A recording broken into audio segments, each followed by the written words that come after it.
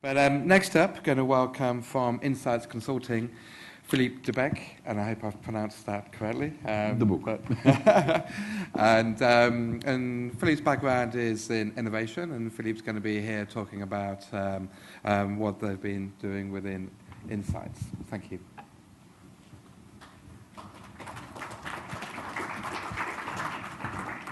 Thank you.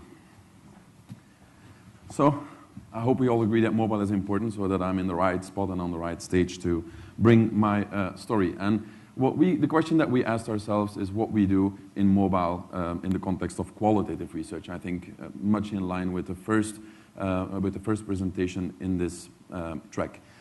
Just looking back at the definition of qualitative research, and again, I looked it up on Wikipedia, it's about in-depth understanding of reasons of human behavior and buying behavior. That is what we generally accept as, let's say, the purpose of qualitative research. But there is also that last piece of that definition. It's also about the what, the where, and the when. If you look at it, this is a dowsing rod. I don't know whether anyone has ever used it. But it's all about, that last bit of this definition is about sensing where there is some friction, where there is some interesting stuff, where there is some meaningful things to be happening. So that is also part of qualitative research. What we focus on is more about digging deep. So once you found something that your dowsing rod really starts moving very heavily, then you start digging because there is something in there. And that is about the why and the how. So that is the core of qualitative research. If you look at that second bit of the why, if you look at the method that is generally accepted today as being a good method to understand better the why of consumer understanding, it is online research communities. Why is that? Because on the one hand, it's all about bringing a limited group of consumers together that are engaged with a topic, that are engaged with a brand, or engaged with a category, and just also rely on social dynamics that are happening within that group of participants. On the other hand, it's long-term and asynchronous. So we are already, with this method, we are breaking the barriers of time in terms of doing research, which in the end allows us to discover and to reveal unsolicited and matured feedback, because it is an iterative process, and you also get questions to answer that you didn't ask. And that is key in terms of the power of online communities today. In the using of online communities, we also apply what we call gamification. It's about working with levels and budgets and almost rewards for delivering rich information as a participant or as a consumer. So that is why you get this type of stories, feedback, like people opening up and telling their lives on a screen, literally. You also see the dotted line, which in the end leads to a keyboard, which means that this is typically content that I scraped from our online communities that was generated on a regular computer screen and a regular keyboard.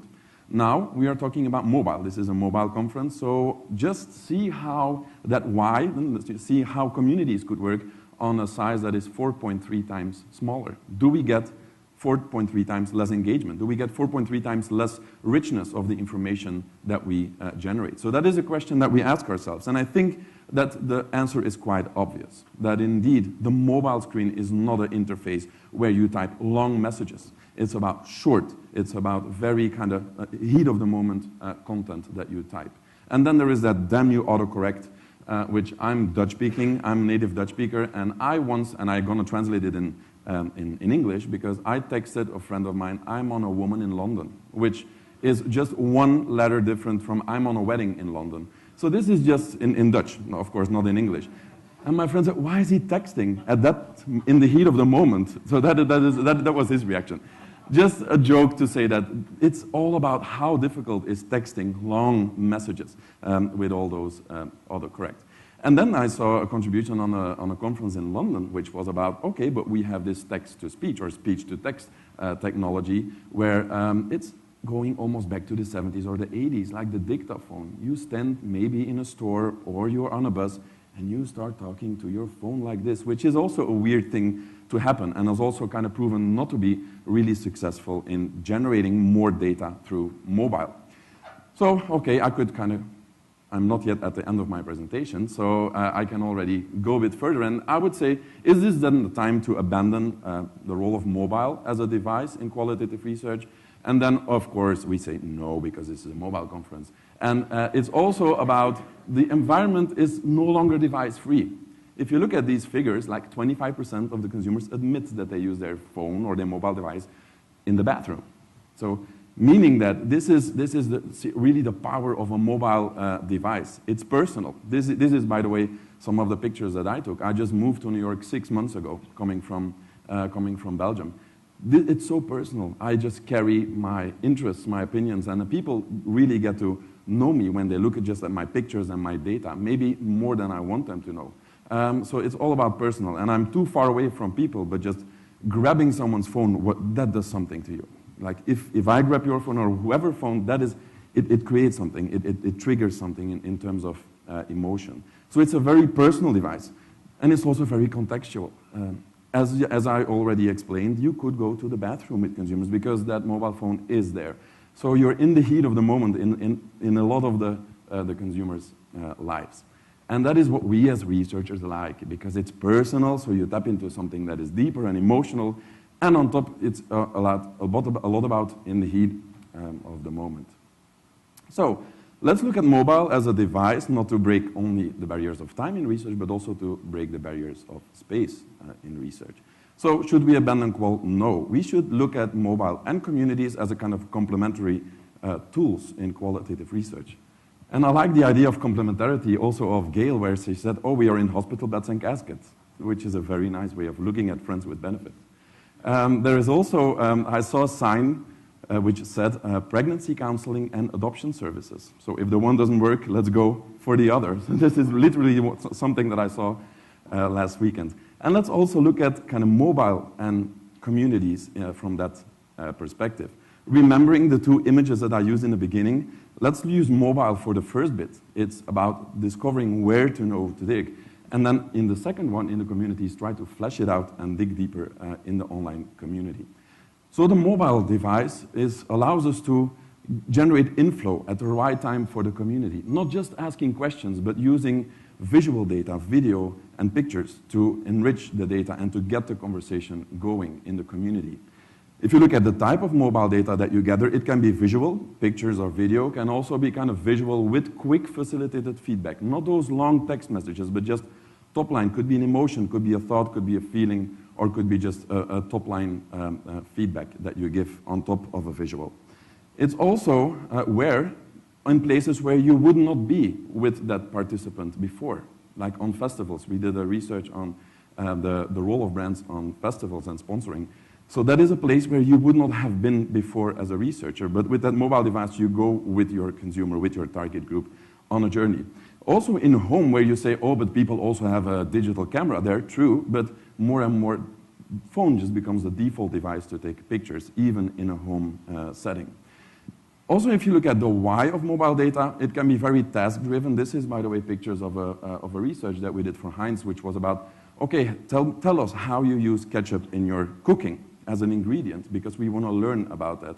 So it's about really focusing on the task, almost like a paparazzi task, where we ask people to, on a very detailed basis, to report preparation and cooking and serving their meal, but also about understanding the context. Take a picture of your fridge, take a picture of your dining table, take a picture of your kitchen, to understand also not only the task and what we are looking at, but also the bigger picture and a kind of a 360 degrees. So these are all interesting scoops of ice cream that you bring into a community, and then it's about waiting for that whipped cream to put on that ice cream. If you look at the benefits of communities, it is about reflective probing, like asking for the why one-on-one with the person that has posted a specific meaningful observation. It's also social currency. We can select already interesting, meaningful observations that we put in that community and see what happens. Is there a lot of conversations going on naturally about this specific observation? It's also a bit of social pressure. If 50% of the community members has posted a picture, probably the 51st person will also post a picture because they feel that it's almost like a common theme and a common goal in the community. And then what we believe in as a researcher is crowd interpretation, not just rely on our interpretation as a researcher, but also rely on a participant's interpretation of another participant's behavior. That is a way to access, let's say, understanding And we have proven that that can add to 40% of unique interpretations of the same data point. So that is just very relevant in the context of online community. If you look at our platform of mobile, we don't put a lot of bells and buzzers on that platform. It's very key. One is about the basics to stay in touch with your community, and the other one is facilitate sharing. So this is the first one where you can access your community. You see the different rooms. You can also read some of the posts, but we don't expect people to really go and type a lot of stories on their mobile phone.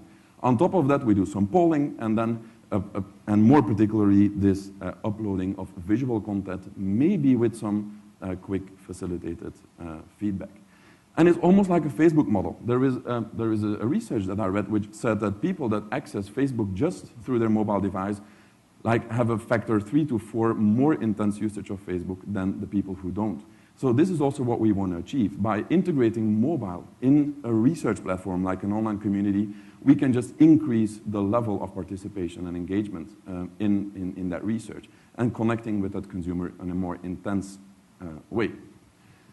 Takeaways, and I think I'm even before the 1 minute sign, which is good. So mobile, we know, why is the mobile device so important to us? Because it is the combination of personal and contextual. Mobile data should be visual and quick. We cannot expect people to really type a lot of long stories on their mobile device or on their small screen.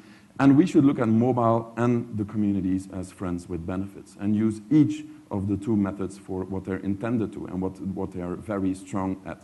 And this is about enriching the market research community with interesting data, meaningful observations, create a social currency with that data, and also boost engagement in our online communities. Thank you.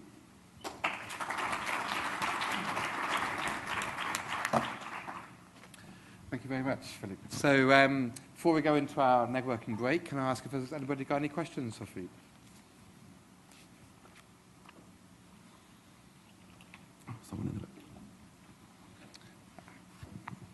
Hi, sir. AJ from Brain Juicer. I get the idea about mobile being ideal for the personal and the contextual, and I think that can work very well with the traditional community model in the developed markets. But if we move away from the developed markets to the emerging nations where mobile is really what everyone is using, there's a danger that we might lose some of the richer, the one-to-one interactions, the deeper dive. How do you see the model for communities in the emerging nations? How different will it be from what we currently have? Yeah, and I think the good thing is about how we look at it is that we can literally split the mobile part and the research part, which is with each a specific purpose. It's immersion, and it's kind of capturing data and meaningful observations on the one hand with mobile. It's about fleshing that out and kind of deep diving in a community. In the, let's say in the developing world, and that's also a lot of requests that we get from our clients, it's more geared towards that immersion. So as you also say that mobile is the device to capture data also in developing markets, we just need to rethink indeed how do we dig deeper. Do we do that then through mobile and try to adapt our platform to indeed get to that deeper level? Or do we do other types of research to get that deeper understanding and to the more qualitative work? So you're right. Online communities, I think, have a way to go in developing markets, and we need to make sure that we have the right platform to do that, and literally the right screen to be able to do that. Absolutely.